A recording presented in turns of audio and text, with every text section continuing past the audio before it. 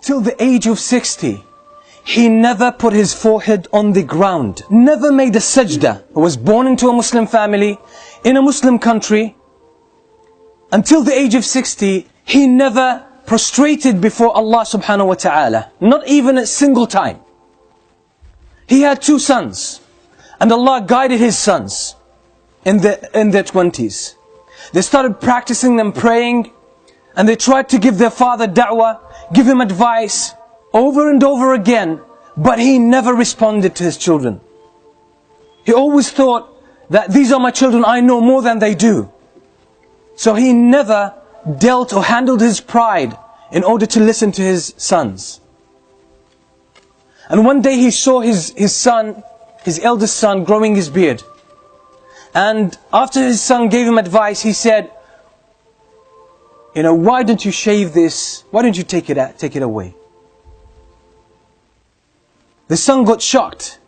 And he just said, out of shock, in a state of shock, he said, I'm afraid you'll go to the hellfire.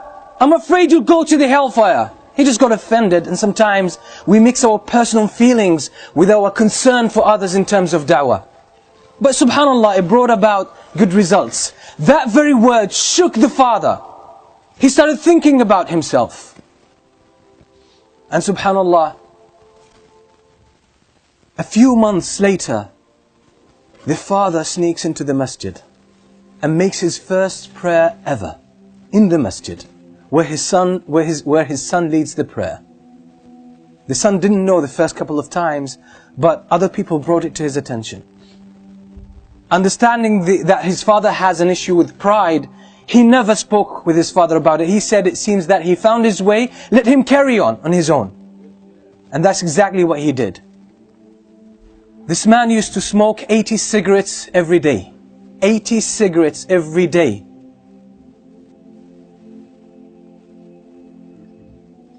And one day, he decided, I want to give up smoking. And that was after listening to many classes delivered by his own son. He used to hide behind one of the poles in the masjid and listen to his son speaking. Listen to his son preaching, and he got impressed. His head turned around. His view of life, his outlook on life started changing. He realized, he thought he had a life. He thought he was leading a good life. But now he realized that this is the real life. It's in the masjid. Real life is when you connect with Allah subhanahu wa ta'ala. That's when you start to feel the sweetness of life and the sweetness of iman. So he started listening to the talks of his son secretly, and even buying some of his tapes and listening to them at home. And ultimately one day, for those who can't give up any kind of addiction, they're stuck with some kind of addiction, cigarettes, alcohol, even any other thing. Sometimes sins could be very addictive. Being unable to lower your gaze. Watching nasty things on the internet and on TV. That's a form of addiction, and people can't break from it. Sometimes it's worse than smoking. This father one day decided to give up smoking. In one day, he gave up smoking. He didn't reduce the number of cigarettes he would smoke every day. He just gave up. He decided. He said, enough is enough. I'm not going to have this anymore. And he gave up smoking from 80 cigarettes a day to 0. So it's a matter of decision. It's a matter of commitment. And you can get all of this once you connect with Allah subhanahu wa ta'ala. Now I know the father. He is 73 years old now. 73 years old. Now he gave up smoking at the age of 68. At the age of 68. Now, among the learned people that I know in my life, and I know a lot, he's one of the most outstanding. At the age of 68, his life took a new direction.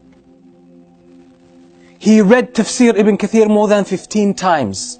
He read the Tafsir of Ibn Jarir al-Tabari, which is more than 20 volumes, more than 10 times. He read the history of Ibn Jarir al-Tabari so many times. He read the Silsila Sahiha by Shaykh al-Albani, Silsila Da'ifa, more than 30 volumes altogether. He read all of that. And when you sit with him, he talks to you about knowledge, deep knowledge.